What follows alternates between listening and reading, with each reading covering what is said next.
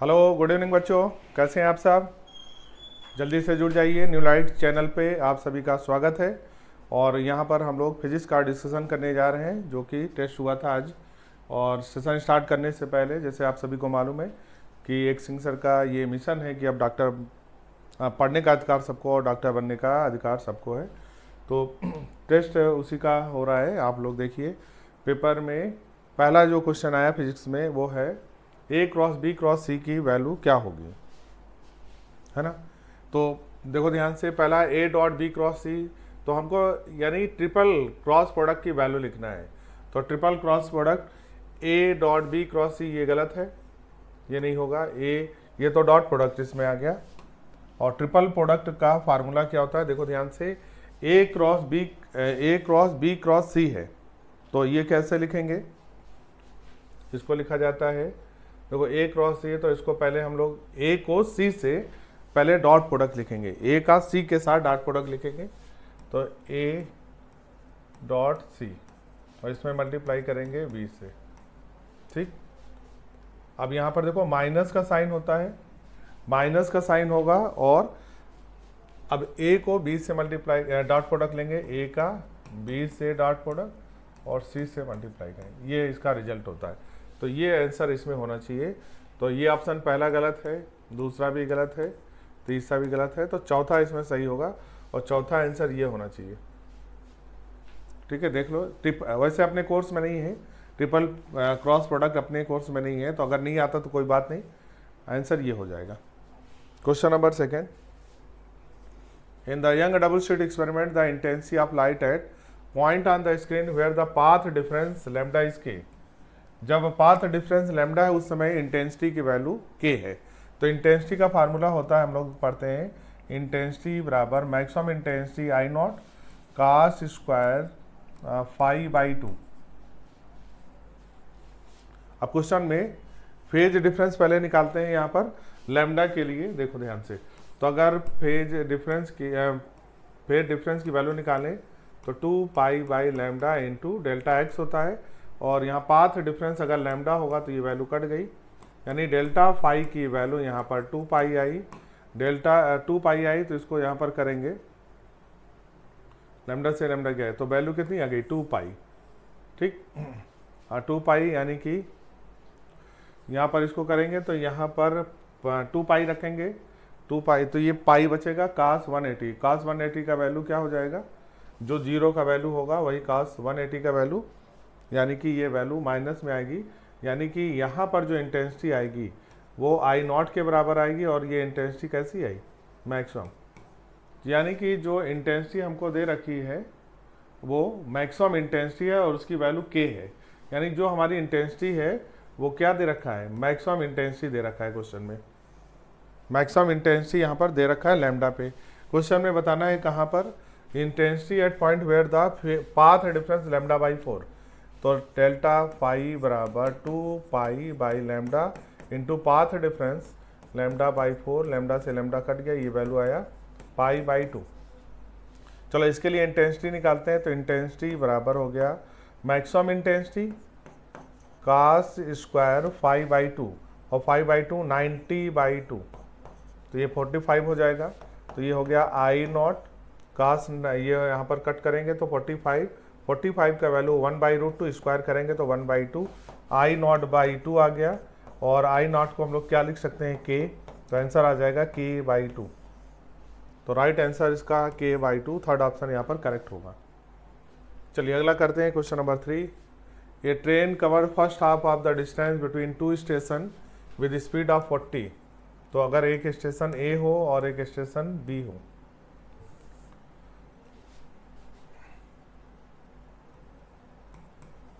और the train cover the first half of the distance between 2, आधी दूरी, मान लेते हैं स्टेशन की आधी दूरी x/2 है। इसको कितनी स्पीड से कर रहा है, ये स्पीड है 40 किलोमीटर पर आवर। और जब यहाँ पर है आधी दूरी, बची हुई आधी दूरी को वो 60 किलोमीटर पर आवर से कर रहा है। तो अगर डिस्टेंस सेम हो तो यहाँ पर जो एवरेज स्पीड का फार्मूला आता है वो लगाते हैं हम लोग 2v1v2 upon v1 plus v2।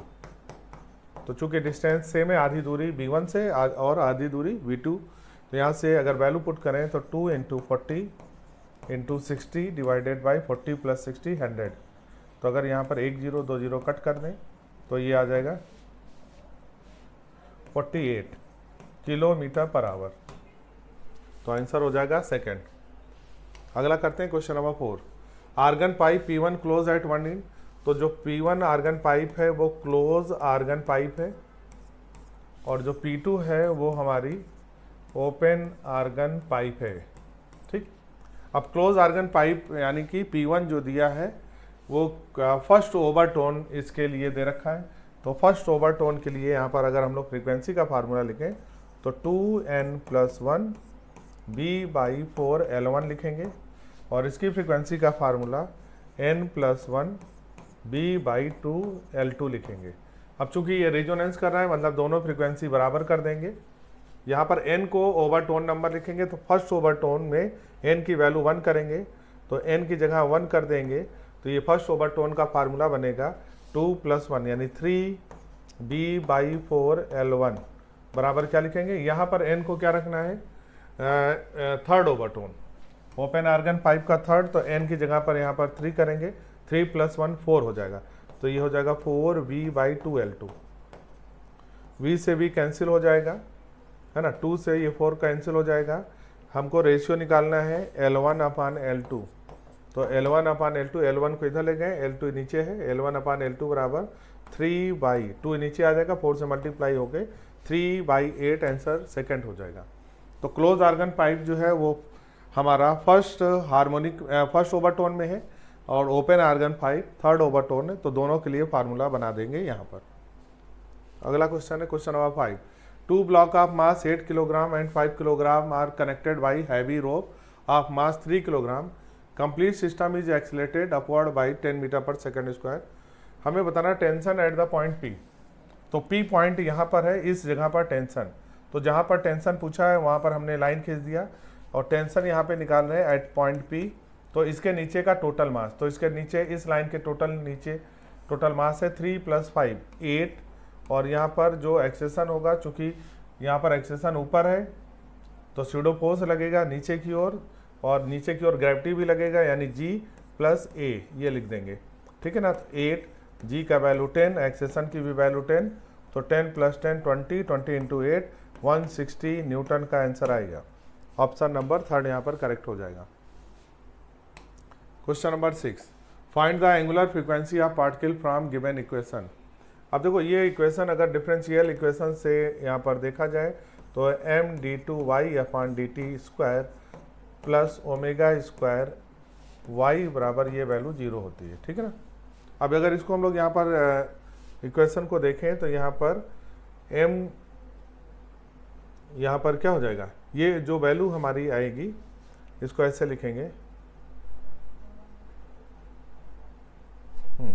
देखो इसको ऐसे लिखते हैं, एक बार देखो ध्यान से। हम लोग को मालूम है force directly proportional to displacement होता है, ठीक, डिस्प्लेसमेंट होता है, या x की जगह पर y लिख लें। फोर्स को हम लोग क्या लिखेंगे ma, और प्रोपोर्शनलिटी हटाएंगे, यहाँ पर k लाएंगे तो ये हो जाएगा -ky। यहाँ पर देखो ma + ky बराबर क्या लिख सकते हो 0। ma को क्या लिख सकते हैं d2y/dt² प्लस ky = 0। m से पूरी इक्वेशन को अगर हम लोग यहाँ पर देखें, ये हमारी डिफरेंशियल इक्वेशन आती है, यहाँ पर डिफरेंशियल इक्वेशन आती है, और k यहाँ पर जो है, k को हम लोग क्या लिख सकते हैं, k बराबर होता है mω²। k जो होता है हमारा mω² है। तो अब देखो ध्यान से, अगर हम लोग यहाँ पर पूरी इक्वेशन को m से डिवाइड कर दें, पूरी इक्वेशन को m से डिवाइड करें तो फार्मूला हमारा बनेगा d2y/dt² प्लस k/m बराबर 0, ठीक है ना।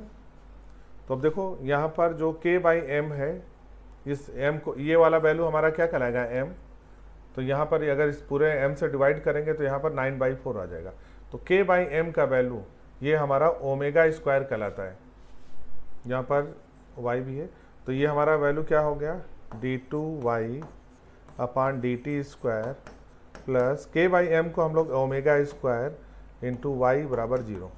तो यहाँ पर इसका मतलब हुआ ये जो 4 से पहले डिवाइड करो तो इक्वेशन हमारी जो बनेगी यहाँ 9/4 आएगा, यानी ओमेगा स्क्वायर की जगह 9/4 है, ओमेगा स्क्वायर की जगह पर 9/4 है। तो क्वेश्चन में हमको निकालना क्या है, एंगुलर फ्रीक्वेंसी। एंगुलर फ्रीक्वेंसी का मतलब हमें ओमेगा की वैल्यू निकालना है। तो ओमेगा स्क्वायर बराबर 9/4, तो ओमेगा बराबर हमारे पास आ गया 3/2। तो 3/2 इसका राइट आंसर होगा, आंसर नंबर 3। तो डिफरेंशियल इक्वेशन ये होती है हमारी, इससे अगर हम लोग डिवाइड करेंगे तो वैल्यू यहाँ पर ये आ जाएगी। Work function of metal A and B are in the ratio 1:2। Work function A और बी का रेशियो दे रखा है 1:2। तो यहाँ पर वर्क फंक्शन बी का लिखना चाहें तो ये बी का फंक्शन 2 वर्क फंक्शन ए के बराबर है, क्वेश्चन में गिवन है। सरफेस में इंसिडेंट फ्रीक्वेंसी एफ और 2f है और काइनेटिक एनर्जी का रेशियो निकालना है। तो काइनेटिक एनर्जी बराबर हो गया इंसिडेंट एनर्जी ए की माइनस वर्क फंक्शन ए का, वैल्यू पुट करते हैं। ए की काइनेटिक एनर्जी ऐसे रहते हैं, तो वर्क एनर्जी को लिखेंगे h a nu, work function 5a। B के लिए लिखें इक्वेशन तो काइनेटिक एनर्जी बी, तो इन यहाँ पर फ्रीक्वेंसी डबल हो गई, तो एच न्यू यानी एच एफ है, ये एच एफ है, H F minus work function A. अब यहाँ फ्रीक्वेंसी डबल करेंगे तो एनर्जी डबल हो जाएगी, तो 2hf minus work function b. Ratio निकालना है क्वेश्चन में, तो यहाँ से वैल्यू पुट करते हैं पहले, ठीक है ना। यहाँ पर वैल्यू पुट करेंगे तो 2hf माइनस, और यहाँ वर्क फंक्शन बी का है 2πa, तो यहाँ पर 2πa है। यहाँ से अगर 2 कॉमन ले लें तो 2hf माइनस 5a यहाँ पर आया। तो ये वैल्यू किसकी है, काइनेटिक एनर्जी बी की। ए की वैल्यू ये आई, बी की ये आई, दोनों को डिवाइड कर दें। ये ए का इक्वेशन है और ये बी का इक्वेशन है, दोनों इक्वेशन को डिवाइड करें, हमारे पास वैल्यू क्या आ जाएगी, के ए अपान के बी। ये काइनेटिक एनर्जी का रेशियो पूछा है, यही निकाल रहे हैं। तो इसको करेंगे एच एफ से ये वाला पूरा वैल्यू कट जाएगा, ये वैल्यू कितना आ जाएगा 1/2, 1:2 का रेशियो आएगा, आंसर इसमें सेकंड जाएगा। तो सेकंड ऑप्शन यहाँ पर करेक्ट हो जाएगा, ठीक है ना। चलिए अगला करते हैं, question number 8। Kepler second law is based on. Kepler second law conservation of angular momentum पे बेस्ड ऑन है, जिसको लॉ ऑफ एरिया बोलते हैं। क्या बोलते हैं, law of area. Equal time interval में इक्वल एरिया शिफ्ट करता है, तो law of conservation of angular momentum. Question number 9 match कराना है। आइसोथर्मल, आइसो मतलब सेम, थर्मल मतलब टेम्परेचर, जिसका टेम्परेचर सेम हो, टेम्परेचर कांस्टेंट हो। आइसोकोरिक, कोरिक वर्ड यूज होता है वॉल्यूम के लिए, आइसो मतलब सेम, सेम वॉल्यूम, ठीक है। एडियाबैटिक यानी कि जब हीट एक्सचेंज की वैल्यू 0 हो। आइसोबारिक, बारिक टर्म यूज होता है प्रेशर के लिए, तो आइसोबारिक मतलब सेम प्रेशर। चेक करते हैं, फर्स्ट का सेकंड हो गया, बी का थर्ड, सी का 4 एंड डी का, तो फर्स्ट का सेकंड, तो फर्स्ट का सेकंड, बी का थर्ड, सी का 4, डी का 1, तो ऑप्शन सेकंड जाएगा। फर्स्ट का सेकंड, बी का थर्ड, सी का 4 और डी का 1, ठीक है। क्वेश्चन नंबर 10 पावर ऑब्टेन इन ए रिएक्टर यूजिंग U35 डिसइंटीग्रेट इन 1000 किलोवाट दिया है, मास डीके पर आवर। तो एनर्जी जो होता है वो फार्मूला होता है mc²। पूरी इक्वेशन को t से डिवाइड कर दो, तो E/T बराबर हो गया m/T इंटू c²। ये हो गया मास पर यूनिट टाइम। तो अगर हम लोग देखें तो मास पर यूनिट टाइम बराबर हो गया E/T अपान c²। अच्छा, E/T को हम लोग क्या पढ़ते हैं, E/T को हम लोग पावर बोलेंगे, तो पावर अपान c²। वैल्यू पुट करते हैं, पावर की वैल्यू क्वेश्चन में गिवन है 1000 किलोवाट, तो किलोवाट को वाट में बदला 10⁻³ किया, और C की वैल्यू होता है 3 × 10⁸। स्क्वायर करेंगे तो ये वैल्यू हो जाएगा हमारा 9 × 10⁻16। ये हमारा मास पर यूनिट टाइम आएगा, यानी कि यहाँ पर क्वेश्चन में मास पर यूनिट टाइम। अब क्वेश्चन में पर आवर में बदलना है, तो आवर में बदलना है तो मास पर यहाँ पर टाइम, लेकिन किस में, आवर में लिखने जा रहे हैं। तो आवर में बदलने के लिए नीचे जो वैल्यू आई है उसको डिवाइड करेंगे, एक यहाँ पर सेकंड में कितने आवर होंगे, तो 1/60 इंटू 60, तो 1000 10³ 3 9 इंटू 16। अब इसमें मल्टीप्लाई करेंगे 60 मिनट इंटू 60 सेकेंड, तो 60 इंटू 60 करेंगे।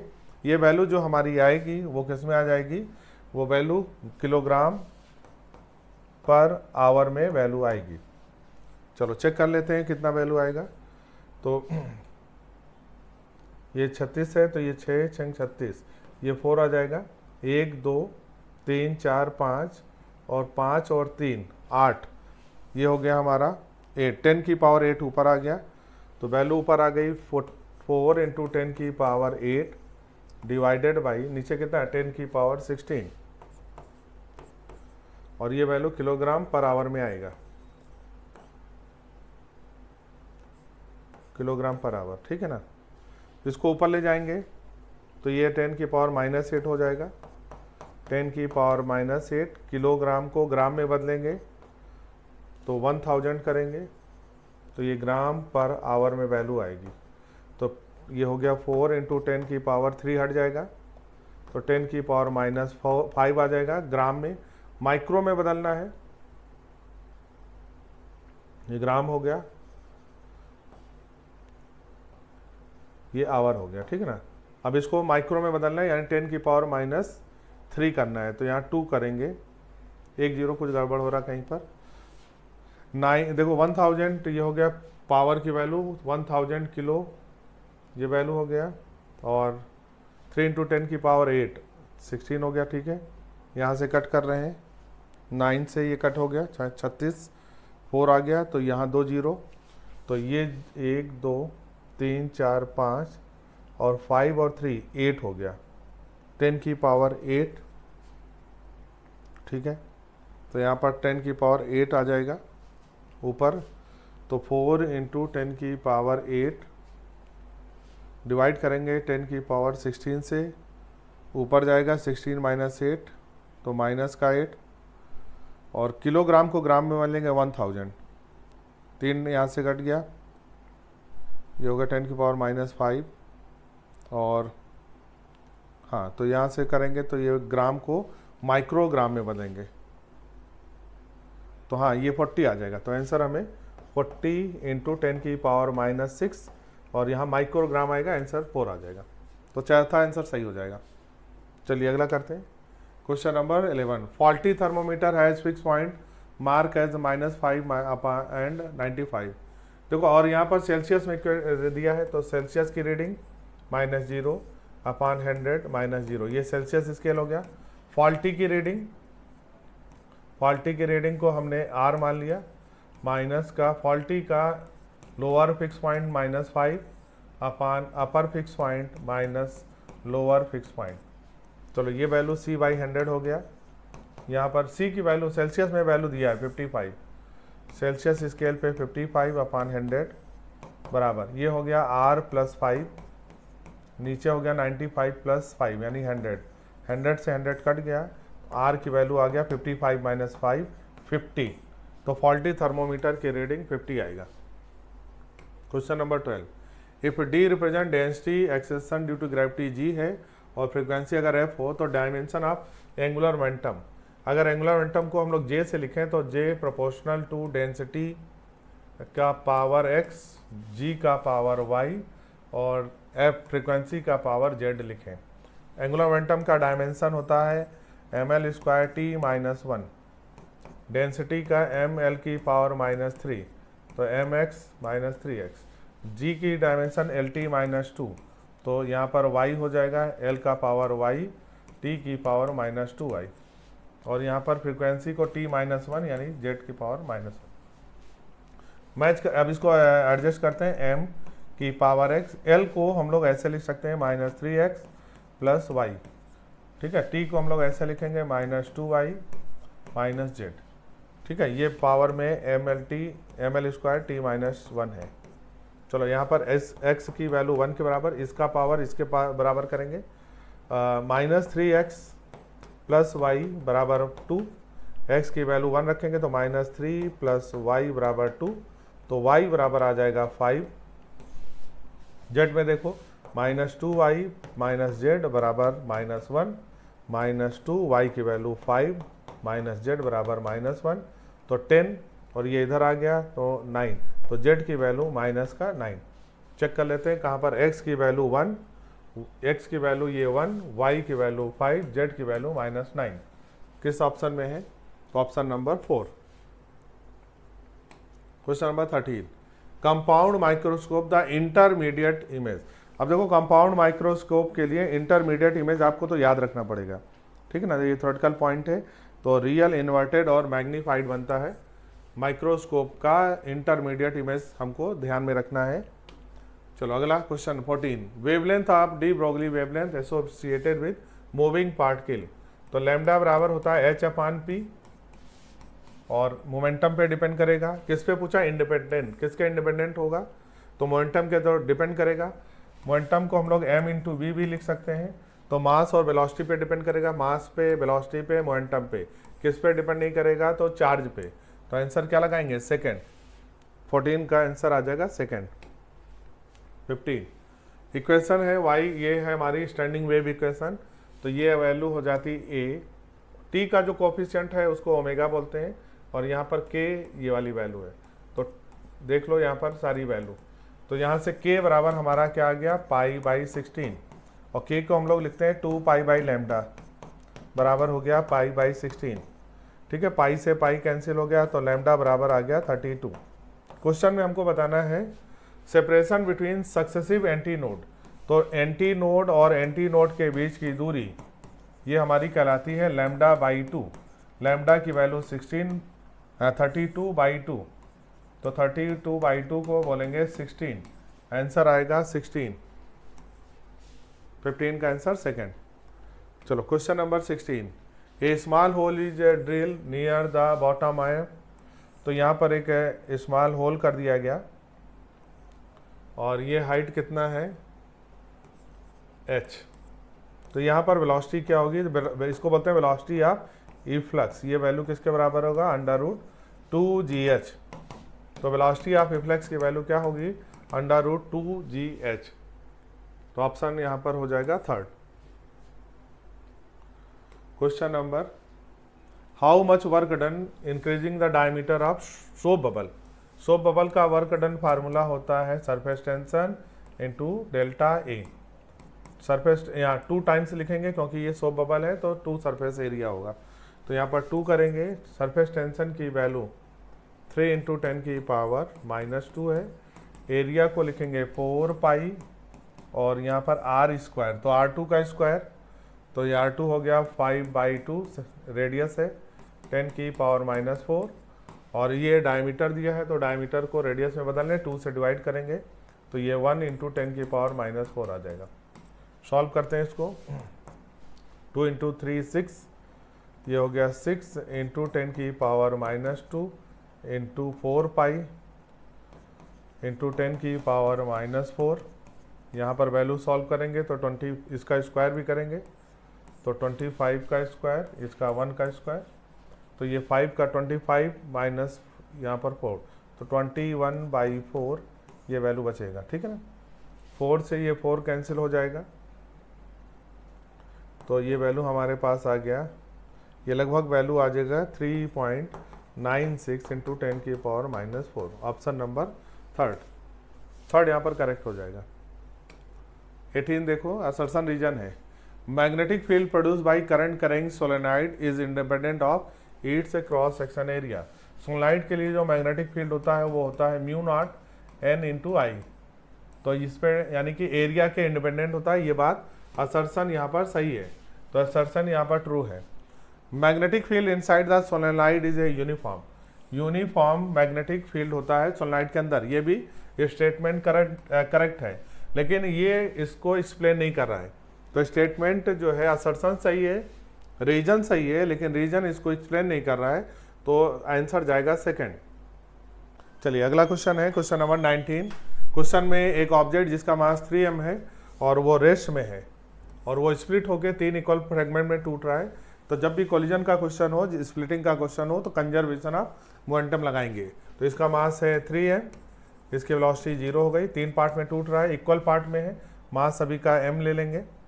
तो इसका m इंटू इसकी वेलोसिटी, पहले वाले पार्ट की वेलोसिटी है vj, दूसरे वाले पार्ट का मास है m, वेलोसिटी है माइनस vj, तीसरे वाले पार्ट का मास कैपिटल M, वेलोसिटी निकालना है तो इसको v डैश मान लिया है, ठीक है ना। चलो तो v यहाँ पर लिखेंगे m b डैश बराबर, देखो इसको इधर ही रहने दो, बाकी को इधर ले आएंगे। तो ये वाली वैल्यू जो i में है, ये i में है, माइनस वी आई, जो वैल्यू i में है वो उधर आके क्या हो जाएगा, प्लस में हो जाएगा। तो ये हो गया m बी आई, और ये वाली वैल्यू क्या हो जाएगी, माइनस हो जाएगी m वी जे, ठीक। m से सारे m कैंसिल हो जाएंगे, तो v डैश की वैल्यू आ जाएगा वी आई माइनस वी जे, यहाँ पर v कॉमन लेंगे तो i माइनस जे।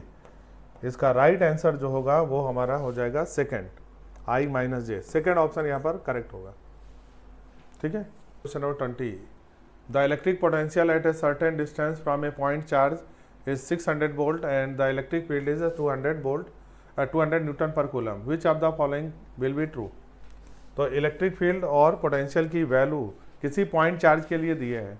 मान लेते हैं एक पॉइंट चार्ज यहाँ पर Q है और इससे r दूरी पे यहाँ पर क्वेश्चन में पोटेंशियल और फील्ड का वैल्यू दिया है। तो इलेक्ट्रिक फील्ड, यहाँ पोटेंशियल कितना है 600 वोल्ट, तो पोटेंशियल 600 वोल्ट है। फार्मूला अगर लिखें वोल्टेज का तो ये हो गया 1/4πε0 Q बाई R। और अगर यहाँ पर फील्ड का फार्मूला जो दिया है वो कितना है, फील्ड ये है हमारा 200। फार्मूले लिखें 1/4πε0 Q बाई R स्क्वायर, दोनों को डिवाइड कर दो, K से K कट गया, Q से Q कट गया, और 2 से ये 600 कट गया। तो वैल्यू बची हमारे पास 3 बराबर, वो R स्क्वायर से एक R कट जाएगा, ये R ऊपर चला जाएगा, R की वैल्यू 3 मीटर आ गई। पहला ऑप्शन देखें, मैग्नीट्यूड ऑफ चार्ज बताना है, distance of given point is 3 metre, तो बी ऑप्शन सही हो गया, दूरी कितना है 3 मीटर। चार्ज की वैल्यू निकालते हैं, आर की वैल्यू इन दोनों इक्वेशन में कहीं पर भी रख दें। चलो पोटेंशियल के इक्वेशन में रखते हैं, पोटेंशियल की वैल्यू 600, 9 × 10⁹, चार्ज की वैल्यू निकालेंगे, दूरी की वैल्यू 3 रखेंगे, तो ये कट गया 3 और 3 से ये 200 हो जाएगा, 200 × 10⁻⁹, ये हो गया Q की वैल्यू। तो 2 × 10⁻⁻7 या 0.2 × 10⁻⁻6, ये चार्ज की वैल्यू आएगी। तो इसका मतलब ये भी ऑप्शन सही है। तीसरा option, potential at the distance of 9 metre.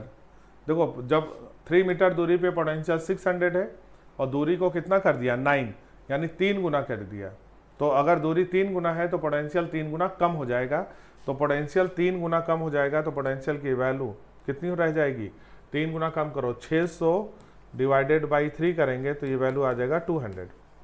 तो ये वैल्यू बिल्कुल सही है, ठीक है। तो तीनों ऑप्शन सही है, ए बी सी सही है। अब चौथा ऑप्शन देखते हैं, वर्क डन निकालना है, पॉइंट चार्ज 1 माइक्रो कूलम।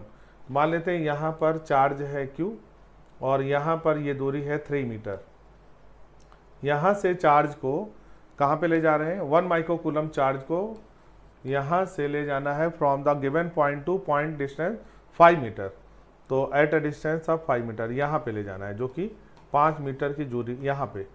तो अगर इस चार्ज को यहाँ से यहाँ तक ले जाएंगे तो कितना वर्क डन करना पड़ेगा, तो वर्क डन होता है जो चार्ज मूव कर रहे हैं, final potential minus initial potential. अब फाइनल पोटेंशियल ये 5 यहाँ शिफ्ट हो गया तो Q/9 लिखेंगे, तो जो चार्ज यहाँ से जा रहा है उसकी वैल्यू अपान Q/9 माइनस इनिशियल Q/3। ये वैल्यू सॉल्व करोगे तो 0 आएगा नहीं, तो इसका मतलब इन्होंने 0 दिया है, ये गलत है। तो चौथा ऑप्शन गलत है, तो 1 2 3 यानी ए बी सी सही है, ठीक। चलो अगला देखते हैं, question number 21। During adiabatic process pressure of gas is found to be proportional to, pressure proportional to temperature की पावर 3। इसको ऐसे लिख सकते हैं, PT की पावर -3 बराबर कांस्टेंट। एडियाबेटिक के लिए इक्वेशन होता है P1 माइनस गामा T की पावर गामा बराबर कांस्टेंट। इसे कंपेयर करें तो इस इक्वेशन को ऐसे लिख सकते हैं, P T की power gamma upon 1 minus gamma बराबर कांस्टेंट। इससे कंपेयर करो इस वाली इक्वेशन से, तो यहाँ पर वैल्यू हमारी आई गामा अपान 1 माइनस गामा बराबर -3। तो ये -3 क्रॉस मल्टीप्लिकेशन करेंगे तो +3 गामा बराबर गामा, 3 गामा में से गामा गया तो 2 गामा बराबर 3, गामा बराबर 3/2। तो ऑप्शन यहाँ पर 3/2 वाला सही होगा। चेक कर लेते हैं, ऑप्शन यहाँ पर 3/2 में चौथा ऑप्शन दे रखा है। Question number 22, temperature of iron rod is increase by 500। तो find the percentage increase in length, percentage fractional percent, ये देखो डेल्टा एल बराबर L0 गामा डेल्टा टी होता है। क्वेश्चन में फाइंड द परसेंटेज इंक्रीज, तो डेल्टा L/L बराबर क्या हो गया, अल्फा डेल्टा टी। परसेंटेज में वैल्यू निकालना है, इधर 100 से मल्टीप्लाई करेंगे। क्वेश्चन में अल्फा की वैल्यू 10 की पावर -5, टेम्परेचर में इंक्रीज दिया है 500, मल्टीप्लाई करेंगे 100 से, वैल्यू आ गई 10 की पावर 5, ये -5 और 10 की पावर 4, माइनस का 5, 10 की पावर -1, 5 इंटू 10 की पावर -1 मतलब 0.5 परसेंटेज में आंसर आएगा। तो 0.5% इसका राइट आंसर होगा।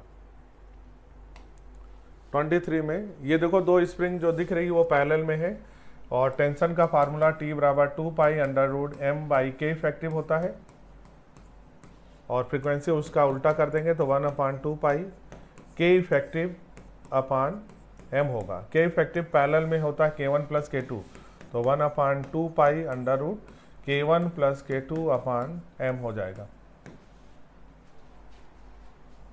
k1 + k2 अपान m। सेकेंड ऑप्शन 24 में find the reading of volt meter, it ideal है, वोल्ट मीटर आइडियल है। पहले तो करंट निकालेंगे, यहाँ से करंट जो जाएगी, करंट बराबर हो गया V/R इक्विवेलेंट और V की वैल्यू 2.5, R इक्विवेलेंट, तीनों रेजिस्टेंस सीरीज में है तो 10 + 12 22 + 3 5 25।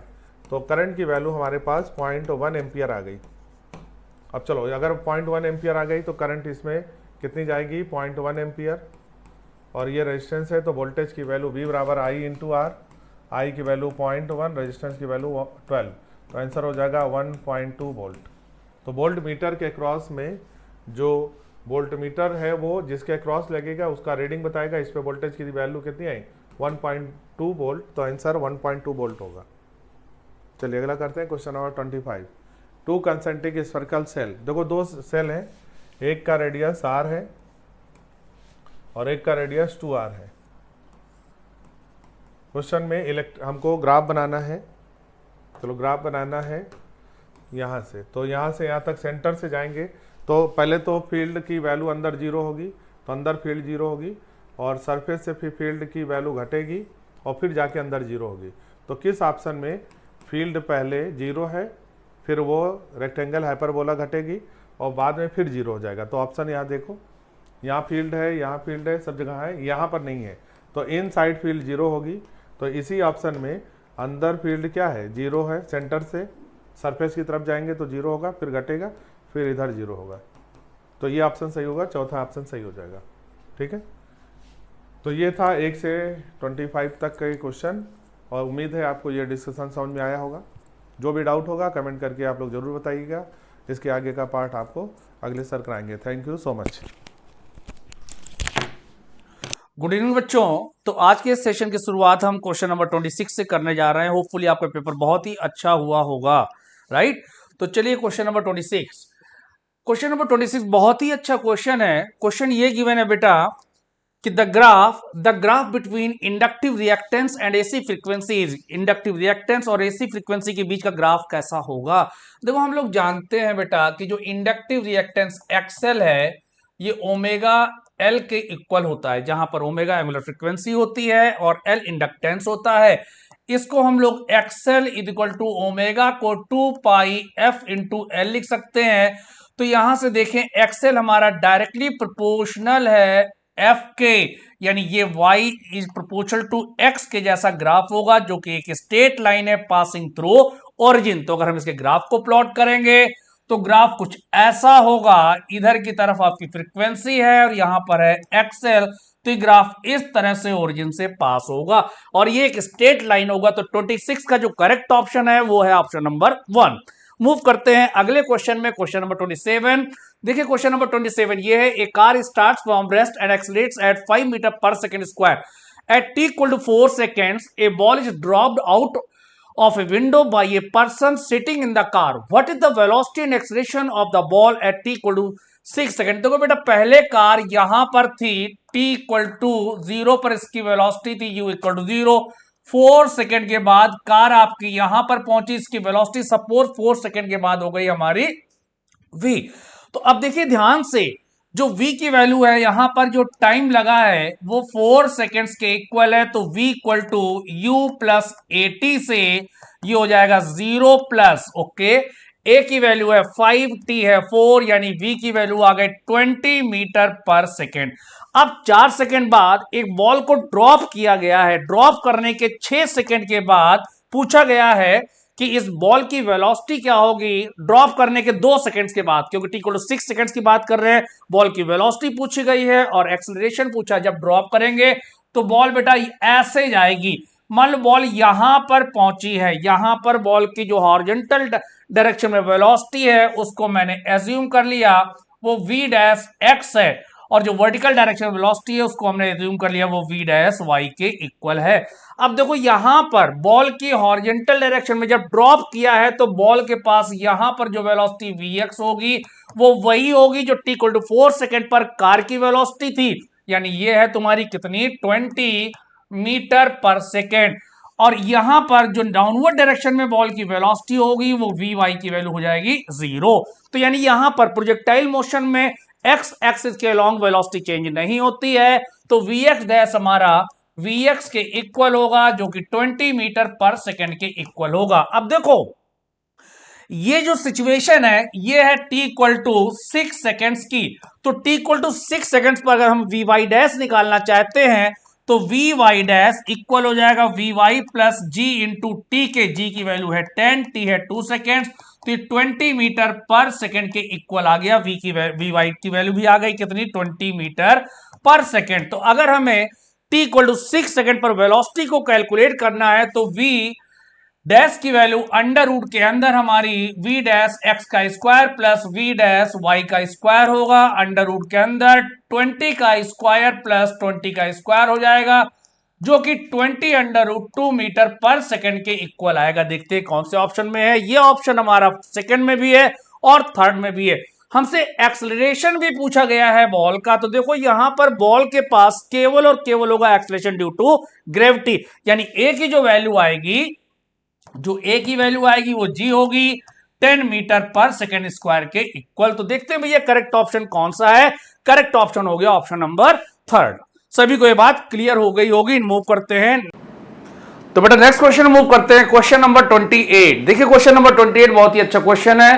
क्वेश्चन क्या है, द इनकरेक्ट रिलेशन, ध्यान दीजिएगा आपसे इनकरेक्ट रिलेशन पूछा गया है for a magnetic material all the symbols carry their usual meaning and epsilon is a small positive number. देखो बेटा ध्यान से, हम जानते हैं कि जो हमारा म्यू आर है डायामैग्नेटिक मटेरियल के लिए इसकी वैल्यू लेस देन 1 होती है, और हम जानते हैं म्यू इक्वल होता है म्यू आर म्यू नॉट के।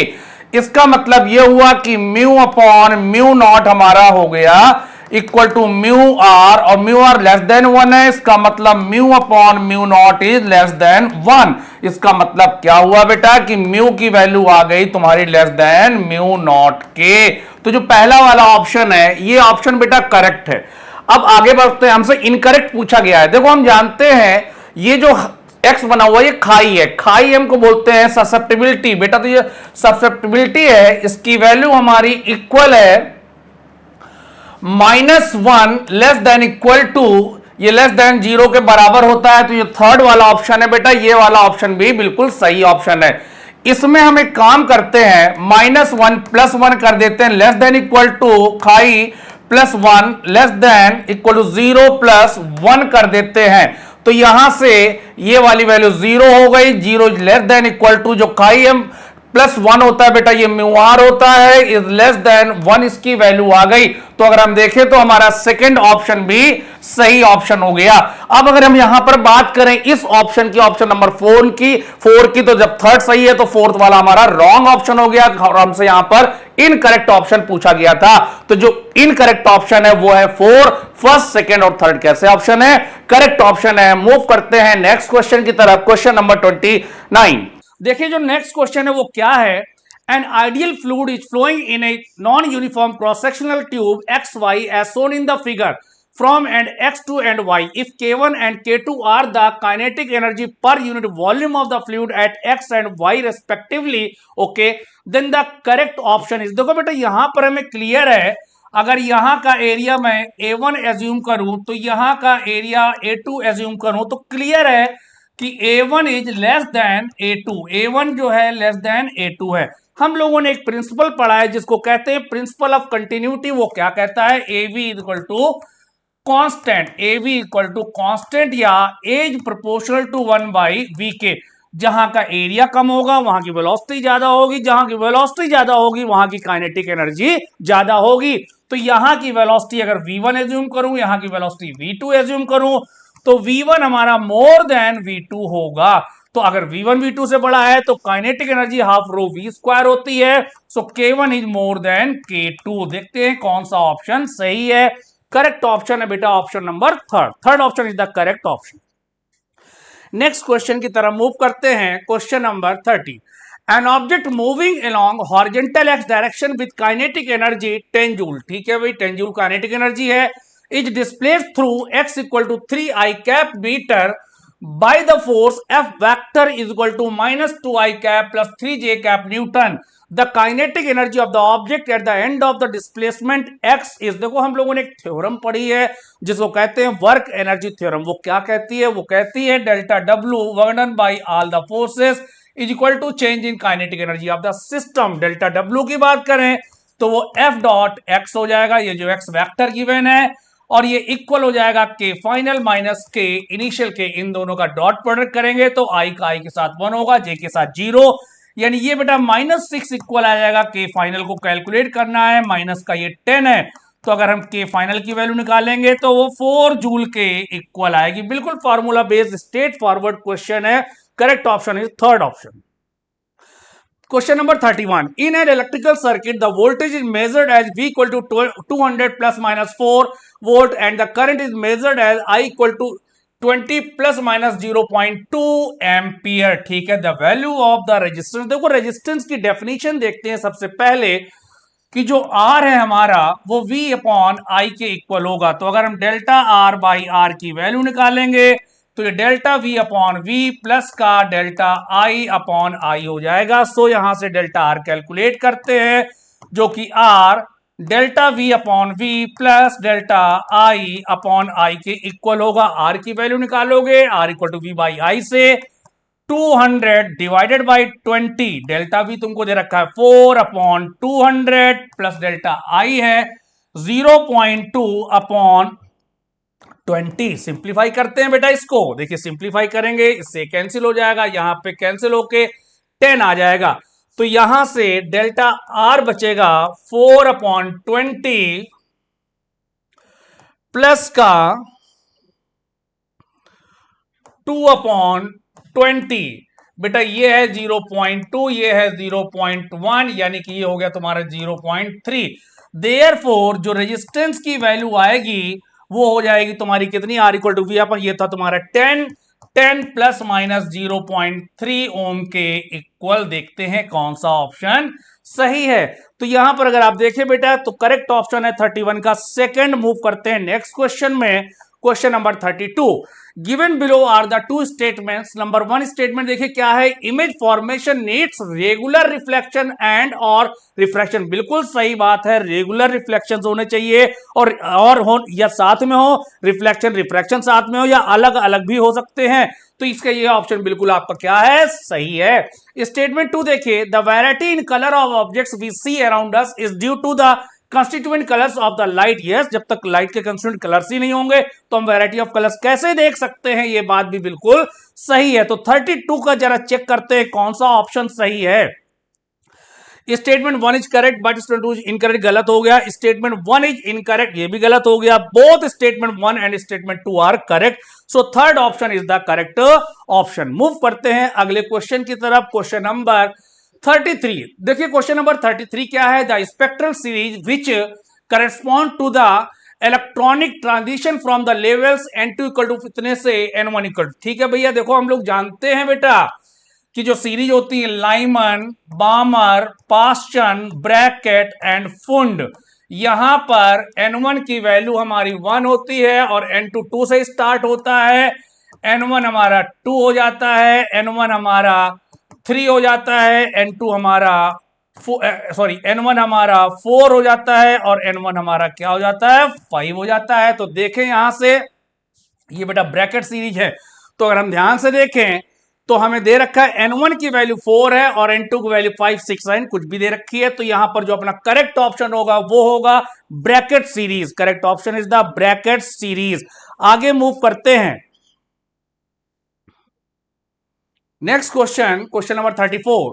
Given below are two statements, one is labelled as assertion A and the other is labelled as reason R. देखिए भैया सबसे पहले असर्शन की बात करते हैं। Houses made of concrete roofs overlaid with foam keep the room hotter during summer. नहीं भाई, ये तो हीट को ट्रांसफर को रोकता है, तो हॉटर नहीं कोल्ड रहेगा जैसा था। तो इसका मतलब क्या हो गया, ये बात हमारी हो गई इनकरेक्ट, यानी कि हो गया हमारा फॉल्स। रीजन देखते हैं, the layer of foam insulation prohibits heat transfer as it contains air pockets, ये बात है भैया ट्रू। तो 34वें का जरा करेक्ट ऑप्शन ढूंढिए। A is false but R is true, तो ये वाला ऑप्शन आपका हो गया सही। मूव करते हैं बेटा अगले क्वेश्चन में, क्वेश्चन नंबर 35। देखिए क्वेश्चन नंबर 35 क्या है, ए particle executing simple harmonic motion with amplitude A has the same potential energy and kinetic energies at the displacement. Okay, हमने एज्यूम किया कि y हमारा डिस्प्लेसमेंट है, किस डिस्प्लेसमेंट पर काइनेटिक एनर्जी और पोटेंशियल एनर्जी इक्वल होंगी, एम्पलीट्यूड a दे रखा है। तो बेटा देखो जो पोटेंशियल एनर्जी है वो इक्वल दे रखी है काइनेटिक एनर्जी के। पोटेंशियल एनर्जी होती है half m omega square y square, जहां पर m मास है, ओमेगा एंगुलर फ्रीक्वेंसी है। काइनेटिक एनर्जी होगी हाफ m v स्क्वायर के। इसको और सिंप्लीफाई करते हैं, m से m कैंसिल हो गया, हाफ से हाफ कैंसिल हो गया, omega square y square equal to ये जो v है ये ओमेगा अंडर रूट के अंदर a square minus y square का होल स्क्वायर हो गया। दोनों साइड का इधर का स्क्वायर कर दोगे बेटा तो ये हो जाएगा omega square y square equal to omega square a square minus omega square y square. Omega गायब हो जाएगा, y square equal to a square minus y square. तो इसका मतलब क्या हुआ, 2y स्क्वायर इक्वल है ए स्क्वायर के, y square equal to a square by 2। तो बेटा यहां से y की वैल्यू a बाई अंडर रूट 2 आ गई। चेक करते हैं कौन सा ऑप्शन सही है। तो यहां पर सही ऑप्शन जो है बेटा वो है ऑप्शन नंबर 3। ये बात भी सभी को अच्छे से समझ में आ गई होगी। नेक्स्ट क्वेश्चन में मूव करते हैं, क्वेश्चन नंबर 36। देखिए क्वेश्चन नंबर 36 क्या है, when the output of NOR gate, भैया ये देखिए यहां पर ये आपका ऑर गेट है। मान लो इसमें दो इनपुट्स दे रखे हैं, ए है बी है, इसका आउटपुट जो है वाई वो हमारा ए प्लस बी के इक्वल होता है। कह रहे हैं when the output of NOR is applied as input to a NOT gate, input बना दिया इसको हमने किसका, नॉट गेट का।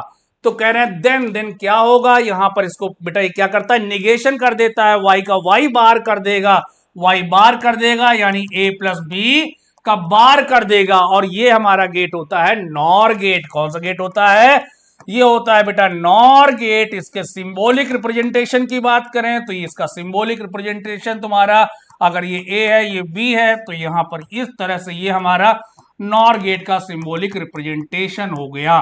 तो इसका जो करेक्ट ऑप्शन है वो है ऑप्शन नंबर 2।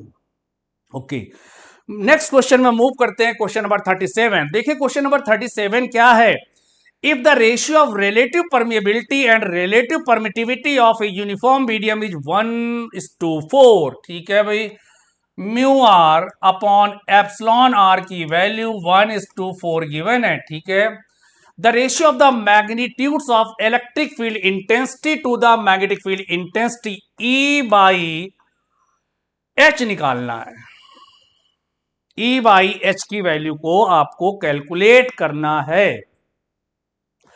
अब देखो भैया, जो B है तुम्हारा, B जो है तुम्हारा वो म्यू टाइम्स H के इक्वल होता है। अब आपने पढ़ रखा है, ये हमको कैलकुलेट करना है। देखिए हम लोगों ने पढ़ रखा है कि जो E बाई बी है वो 1 अंडर रूट के अंदर म्यू टाइम्स एप्सिलॉन के इक्वल होता है। अब यहां पर आप B की जगह म्यू H पुट कर दीजिए, ये 1 अंडर रूट म्यू एप्सिलॉन के इक्वल हो जाएगा। हमको E बाई H की वैल्यू को कैलकुलेट करना है, तो म्यू को इधर भेज दीजिए, mu upon under root mu epsilon हो जाएगा। अंडर रूट के अंदर म्यू हो जाएगा, नीचे एप्सिलॉन हो जाएगा। अब वैल्यू पुट कर देते हैं, तो यहां से बेटा E बाई H की वैल्यू म्यू हमारा इक्वल होता है म्यू आर म्यू नॉट के, एप्सिलॉन इक्वल होता है एप्सिलॉन आर एप्सिलॉन नॉट के। अब देखिए आपको वैल्यू दे रखी है, mu naught by epsilon naught की वैल्यू दे रखी है 120 पाई, और mu R by epsilon R का जब स्क्वायर रूट लेंगे तो बेटा वो 1/2 हो जाएगा, यानी कि इसकी वैल्यू आ जाएगी 60 पाई अपॉन 1 इसकी वैल्यू आ गई। तो चेक करते हैं कौन सा ऑप्शन सही है। 37 का जो करेक्ट ऑप्शन है वो है ऑप्शन नंबर 3। अगले क्वेश्चन की तरफ हम लोग मूव करते हैं। Question number 38। देखिए क्वेश्चन नंबर 38 क्या है। An object of mass 1000 kilogram falls from point A to B as shown in figure. The change in its weight. weight में चेंज बताना है। अच्छा देखो, अगर हम G निकालें बेटा A पॉइंट पर, तो उसकी वैल्यू होगी, हम लोग जानते हैं G डैश निकालने जा रहे हैं, जो कि G अपॉन एक फॉर्मूला होता है 1 प्लस H बाई आर का होल स्क्वायर। तो ये हो जाएगा G अपॉन 1 प्लस H की जगह पुट कर देंगे 2r radius of earth divide by r का होल स्क्वायर। तो बेटा ये G बाई 9 के इक्वल आ जाएगा। अब आप यहां से re/2 नीचे आ गए हैं, तो ये डिस्टेंस बचेगी 3re/2। यहां पर अगर हम GB निकालें तो GB की वैल्यू आ जाएगी G अपॉन 1 प्लस 3r/2r का होल स्क्वायर। सिंप्लीफाई करेंगे, r से r कैंसिल हो जाएगा, ये बेटा 4g/25 के इक्वल आ जाएगा। अब देखो हमसे पूछा गया है चेंज इन इट्स वेट, तो डेल्टा W पूछा गया है। डेल्टा W तो वो m times GB minus GA के इक्वल आ जाएगा। बॉडी का मास दे रखा 100 किलोग्राम, यहां पर 100 लिख दीजिए। देखिए भैया GB कितना दे रखा, G कॉमन ले लेंगे, तो यहां कर दीजिए 4/29 माइनस का 1/9 और बाहर लिख दीजिए कितना 10। G की वैल्यू हमने 10 पुट कर दिया। सॉल्व करते हैं तो बेटा डेल्टा W की वैल्यू सॉल्व करते हैं तो देखिएगा डेल्टा W की वैल्यू ये हो गया इधर 1000, यहां पर एलसीएम ले लेंगे 25 इंटू 9, तो ये हो जाएगा 36 माइनस का 25, ये आ जाएगा। इससे कैंसिल करते हैं तो यहां पर 40 आ जाएगा, 40 इंटू यहां पर बचेगा 11 डिवाइड बाई 9, तो ये होगा 440 अपॉन 9। सिंप्लीफाई करिए जरा, कितना आ रहा 440 डिवाइड बाई 9। जब 440/9 करेंगे तो 48.8 के आसपास कुछ आएगा, तो इसकी वैल्यू आ जाएगी 49 Newton. So correct option is 49 Newton. First option is the correct option. I think ये बात सभी को क्लियर हो गई होगी। तो नेक्स्ट क्वेश्चन में मूव करते हैं, क्वेश्चन नंबर 39। देखिए ये भी बहुत ही अच्छा क्वेश्चन है। क्वेश्चन नंबर 39 वो क्या है, लेट ω1, ω2 एंड ω3 be the angular speeds of the second hand. देखिए ध्यान दीजिएगा, second hand, minute hand and hour hand of a smoothly running analog clock respectively. Okay, if x1, x2 and x3 are their speeds, their respective angular distances in 1 minute, then the factor which remains constant. Okay, देखो भैया, जो omega है angular speed, वो angular displacement upon time होता है। तो अगर मैं ओमेगा को लिखूं तो वो थीटा अपॉन टी होता है। तो पहले केस में ओमेगा वन हमारा x1/1 हो जाएगा। यानी कि हम लोग कह सकते हैं कि यहां से कह सकते हैं कि ओमेगा वन अपॉन x1 की वैल्यू 1 आ गई। सिमिलरली ओमेगा टू हमारा x2/1 हो जाएगा। तो ये हो जाएगा यहां से ओमेगा टू अपॉन x2 की वैल्यू भी 1 आ गई। अगर हम ओमेगा थ्री निकालेंगे तो वो x3/1 हो जाएगा। तो ओमेगा थ्री अपॉन x3 की वैल्यू भी बेटा 1 आ गई। ये तीनों की वैल्यूज बराबर आ रही है, राइट। इसका मतलब क्या हुआ कि हम लोग कह सकते हैं जो चीज कांस्टेंट है वो है omega one upon x1 equal to omega two upon x2 equal to omega three upon x3। इसकी वैल्यू k के इक्वल है, यानी ये वैल्यू आपकी कांस्टेंट है। सबको क्लियर हो गया होगा। Correct option is option number 1। अगले क्वेश्चन की तरफ अब हम लोग मूव करते हैं। Question number 40। देखिए क्वेश्चन नंबर 40 जो है, the amplitude of the charge oscillating in a circuit decreases exponentially as q equal to q naught e to the power minus rt upon 2l, where q naught is the charge at t equal to 0 seconds, the time at which charge amplitude decreases to 0.5 q naught is nearly। और ये values आपको इस question में given है। देखो भैया क्या दिया है, दिया हुआ है q is equal to q naught E to the power minus R T upon 2l।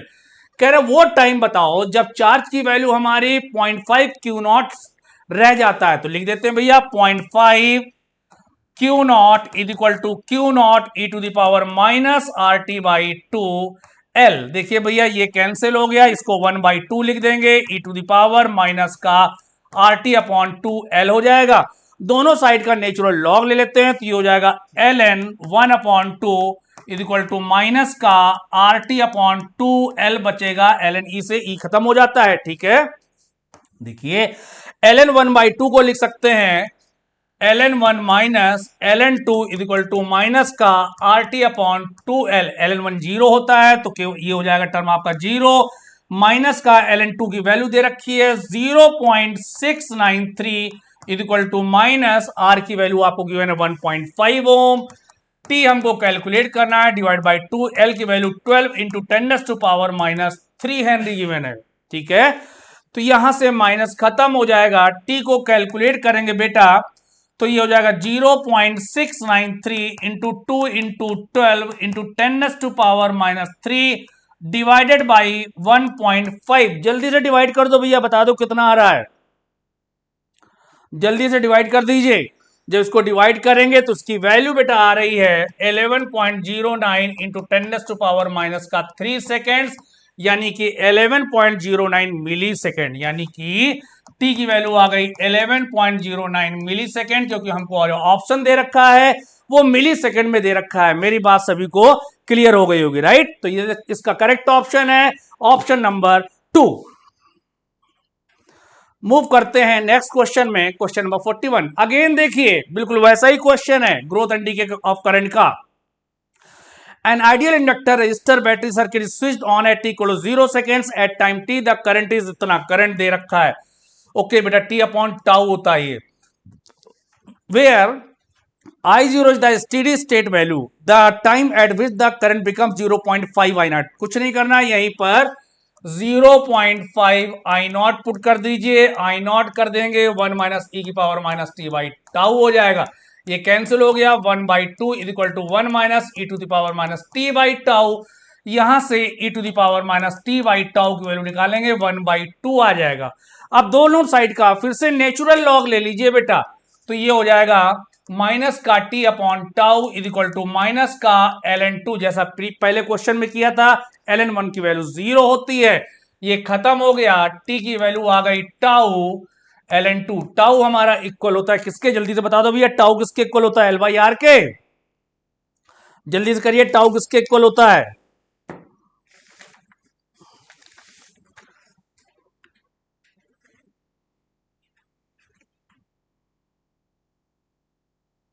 करो भैया, tau equal to L by R, और यहां पर लिख दिए ln2। एल आपको कितना दे रखा है, एल की वैल्यू क्या दे रखी है 100 मिली हेनरी, तो लिख दिए 100 इंटू 10⁻³ डिवाइड बाई आर दे रखा है आपको 10 ओम, ln2 होता है 0.693।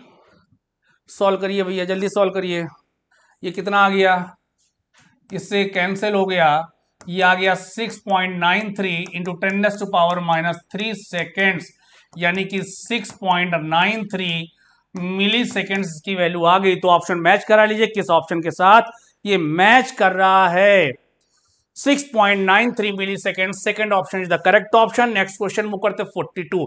Jenner diode works, Zener diode work कैसा करता है, इन फॉरवर्ड बायस ओनली, बिल्कुल नहीं, फॉरवर्ड रिवर्स दोनों में वर्क करता है, इन रिवर्स बायस ओनली, बिल्कुल नहीं।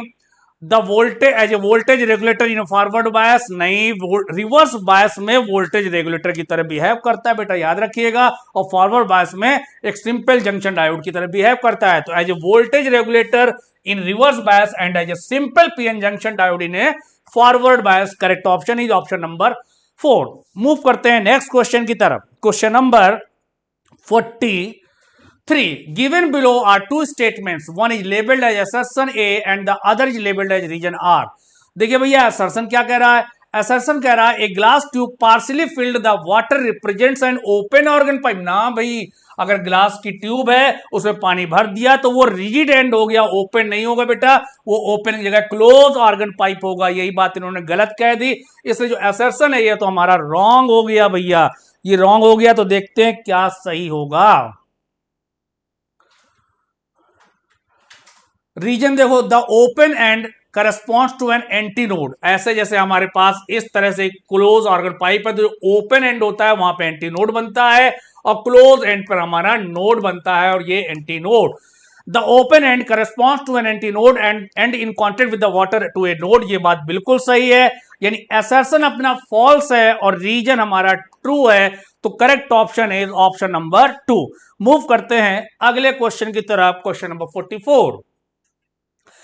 A rocket is fired vertically upwards with a speed of VE by √2 from the Earth's surface, where VE is the escape velocity on the Earth's surface. Okay.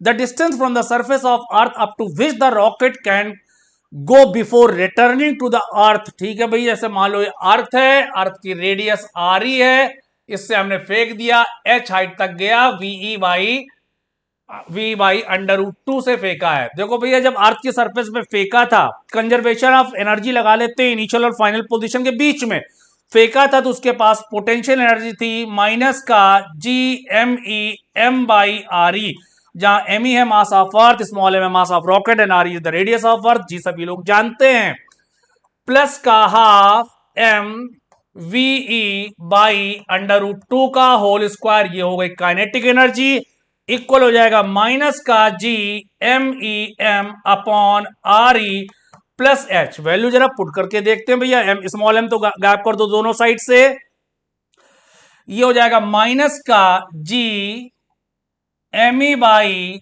RE plus 1/2 यहां से आया, इसका square करेंगे 1/2 यहां से आएगा, VE की value √2 GM by RE हो जाएगी, तो यानी ये हो जाएगा 2G ME बाई RE के इक्वल टू कर देंगे तो बचेगा बेटा क्या, माइनस का GME upon RE plus H। अब GME को गायब कर देते हैं, इस 2 से ये 2 चला गया बेटा, देखिए ध्यान से, ये है GME दोनों साइड से गायब हो गया, तो बचेगा माइनस का 1 बाई RE प्लस का 1 upon 2 RE is equal to minus का 1 अपॉन RE प्लस H।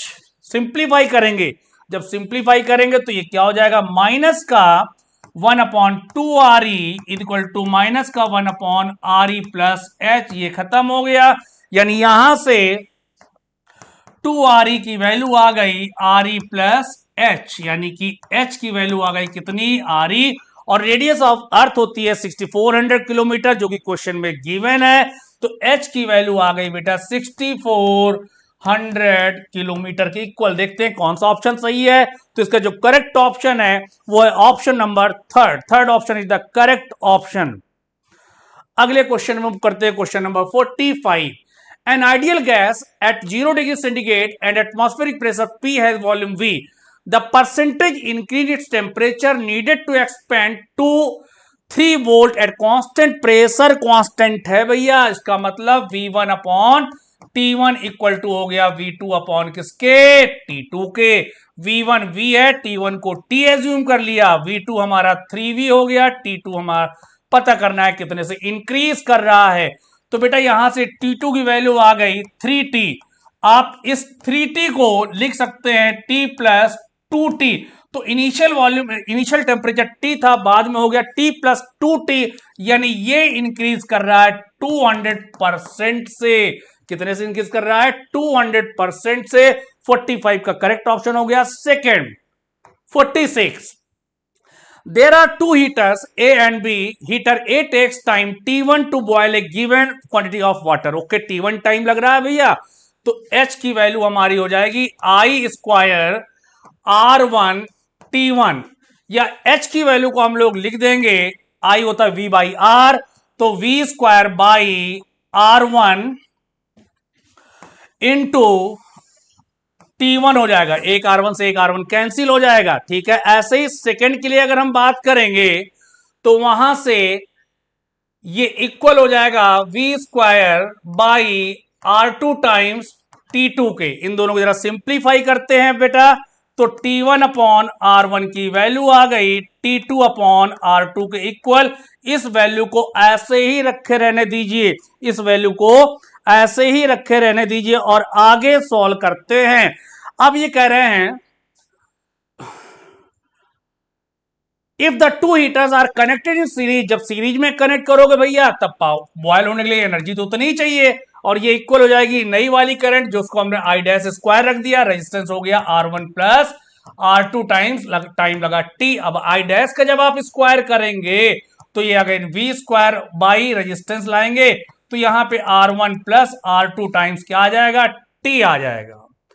अब देखो भैया, और ये किसी एक के भी इक्वल कर दो, तो इसको हमने इक्वल कर दिया V square by R1 into किसके, T1 के इक्वल कर दिया। देखो यहां से जो T की वैल्यू आ रही है वो आ रही है T1 times R1 plus R2 upon R1, यानी कि जो T की वैल्यू आई वो T1 times 1 plus R2 upon R1 आ गई। तो बेटा यहां से अगर आप R2 अपॉन R1 की वैल्यू निकालोगे तो वो T2 अपॉन T1 आएगी, मतलब T की वैल्यू आ गई T1 1 plus T2 upon T1। Simplify करेंगे तो ये T1 प्लस T2 के इक्वल आ जाएगा। देख लेते हैं कौन सा ऑप्शन सही है। तो यहां पर अगर हम देखें तो करेक्ट ऑप्शन है हमारा second option, second option is the correct option, 46 का सेकंड। नेक्स्ट क्वेश्चन में मूव करते हैं 47, arrange the following in order to their resistance. Okay, 0 to 1 ampere range ammeter, ज्यादा करंट है, इसके बाद करंट और कम हो गई मिली एम्पियर, इसके बाद माइक्रो एम्पियर। तो जैसे जैसे करंट कम हो रही, करंट कम होने का मतलब रेजिस्टेंस बढ़ रहा है, तो ये तो क्लियर हो गया कि सी का रेजिस्टेंस ज्यादा होगा बी के रेजिस्टेंस से, ज्यादा होगा ए के रेजिस्टेंस से। अब 0 to 100 वोल्ट रेंज वोल्टमीटर हम जानते हैं, गैल्वेनोमीटर को जब वोल्ट मीटर में कनेक्ट करते हैं तो सीरीज में एक रेजिस्टेंस जोड़ते हैं, जब सीरीज में रेजिस्टेंस जोड़ेंगे तो रेजिस्टेंस और इंक्रीज कर जाएगा। इसका मतलब क्या हुआ, इसका मतलब डी का रेजिस्टेंस सबसे ज्यादा होगा। तो देखिए भैया 47 का कौन सा ऑप्शन आ रहा है, D is greater than C is greater than B is greater than A. So 47 का जो करेक्ट ऑप्शन है वो है आपका ऑप्शन नंबर 2। नेक्स्ट क्वेश्चन 48, ये भी बहुत अच्छा क्वेश्चन है बेटा, बहुत ही प्यारा सा क्वेश्चन है। देखिए, object A has half the kinetic energy as that of object B, ठीक है, यानी के ए की वैल्यू बेटा दे रखा है के बी बाई 2। जरा इसको थोड़ा सिंप्लीफाई कर लेते हैं, इसका मतलब ये हो गया half M A V A square बराबर हो गया हाफ ये वाला M B into V B square और डिवाइड बाई 2। ये काइनेटिक एनर्जी वाला आ गया, ये वाला बाई 2, ठीक। अब देखिए, अब यहां से अगर आप देखो कह रखा है B has the mass, the object B has half the mass as that of A, यानी कि ma/2 की जो वैल्यू है वो mb के बराबर है भैया, half the mass as that of A. ठीक है, यानी ma की वैल्यू 2mb के इक्वल आ गई, यहां पे पुट कर देते हैं, हाफ ma की जगह 2mb va square is equal to 1/4 mb vb square, mb से mb कैंसिल, 2 से 2 कैंसिल, यानी यहां से va की वैल्यू आ गई vb अपॉन 2 के इक्वल। तो हमने va और vb के बीच में एक रिलेशन निकाल लिया कि va अपॉन va हमारा vb/2 है। अब देखो भैया, करें the object A speeds up by 1 metre पर सेकेंड, ऑब्जेक्ट ए अपनी स्पीड को 1 मीटर पर सेकेंड से बढ़ा लेता है, then has the same kinetic energy as that of object B, तब दोनों की काइनेटिक एनर्जी बराबर हो जाती है। यानी कि क्या हो जाएगा, जरा हम पेन का कलर चेंज करते हैं, क्या हो जाएगा देखिए, half M V A plus 1 का होल स्क्वायर, ये एम ए है, equal to half M B V B का स्क्वायर। देखिएगा ध्यान से, हाफ हाफ कैंसिल हो गया, एम ए की जगह हम लोग पुट कर सकते हैं कितना, 2mb, तो 2mb वी ए प्लस 1 का whole square is equal to half mb vb square की जगह आप 4va स्क्वायर लिख सकते हैं, 4va स्क्वायर। ठीक है, देखिए यहां से क्या आ रहा भैया, 2 से 2 सब कैंसिल हो गया, mb से mb कैंसिल हो गया, va प्लस 1 का, देखिए कहीं पे कोई मिस्टेक हुई है बेटा, मुझे लग रहा है, देखिए जरा ध्यान से,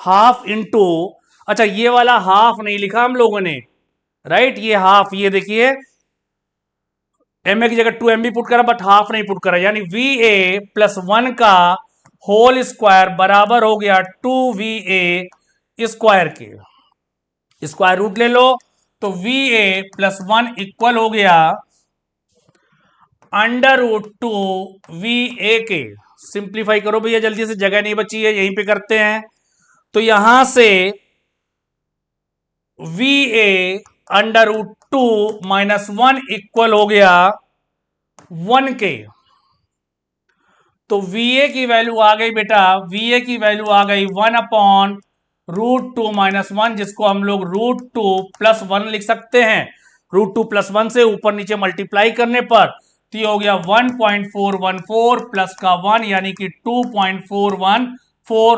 कौन सा ऑप्शन है, तो जो क्लोजेस्ट ऑप्शन दिखाई दे रहा है बेटा वो है 2.5 मीटर पर सेकेंड, यानी कि va की वैल्यू आ गई 2.5 मीटर पर सेकेंड के इक्वल। तो बेटा देखिए इसका 48 का करेक्ट ऑप्शन आ गया थर्ड। ठीक है, सभी को क्लियर हो गया होगा। मूव करते क्वेश्चन नंबर 49 में।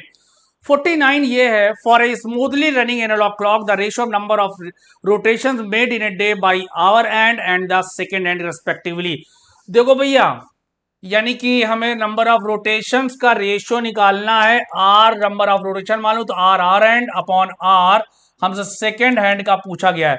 देखो एक दिन में जो घंटे वाली सुई होती है वो कितने साइकिल कंप्लीट करती है, 2, और जो सेकेंड वाली सुई है वो 1 घंटे में 60 साइकिल कंप्लीट करती है, और एक दिन में नंबर ऑफ घंटे होते हैं 24 hours.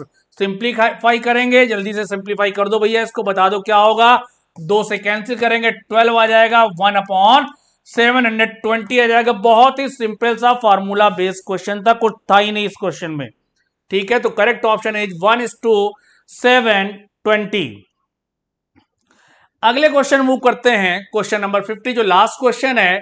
A body is falling freely in a resistive medium. The motion of the body is described by dv upon dt equal to 4 minus 2v, where v is the velocity of body at an instant in meter per second. The initial acceleration and the terminal velocity of the body respectively are. देखो भैया t equal to 0 पर इन्होंने initial कुछ velocity दी नहीं है, तो t equal to 0 पर हमें v इक्वल टू 0 मानना पड़ेगा। तो अगर इनिशियल एक्सेलरेशन निकालेंगे तो a जो कि हमारा dv अपॉन dt है, ये इक्वल हो जाएगा 4 माइनस 2 इंटू 0 से 4 मीटर पर सेकेंड स्क्वायर, जो कि फर्स्ट ऑप्शन में केवल यही दिखाई दे रखा है। लेकिन ये भी निकाल लेते हैं टर्मिनल वेलोसिटी क्या होगी। टर्मिनल वेलोसिटी पर नेट फोर्स 0 हो जाएगा, नेट फोर्स का मतलब एक्सेलरेशन 0 हो जाएगा। तो जब आप एक्सेलरेशन की वैल्यू को 0 पुट करेंगे 4 माइनस 2v हो जाएगा, तो 4 इक्वल टू 2v हो जाएगा, v की वैल्यू आ जाएगी 2 मीटर पर सेकेंड। यानी कि करेक्ट ऑप्शन है इसका बेटा first option is the correct option. Thank you very much बच्चों, होपफुली आपका पेपर बहुत ही अच्छा हुआ होगा। तो फिर मिलेंगे हम लोग एक नए डिस्कशन में, ठीक है। थैंक यू वेरी मच बच्चों एंड बेस्ट ऑफ लक।